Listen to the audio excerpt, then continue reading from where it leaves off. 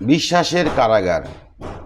আমি মনে করি আপনার চেতনার এই মহাকাব্যিক সফরের এ পর্যায়ে এসে আমরা এমন এক অরণ্যে প্রবেশ করছি যেখানে পথ হারানোই একমাত্র নিয়ম।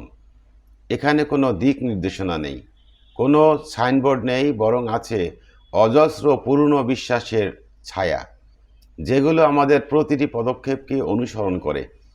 ডেল কার্নেগি একবার বলেছিলেন, আপনি যদি নিজের ভুল স্বীকার করতে ভয় না পান, তবে আপনি পৃথিবীর অর্ধেক জয় করে ফেলেছেন। কিন্তু আমার কথা হলো, সমস্যা এই নয় যে আমরা ভুল করি।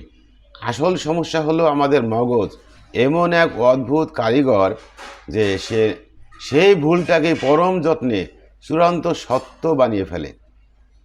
আমার ভুলও হতে পারে, তবে আমি মনে করি মানুষ জীবনে যত বিশ্বাস বয়ে বেড়ায় তার বেশিরভাগেরই কোনো রসিদ তার কাছে নেই।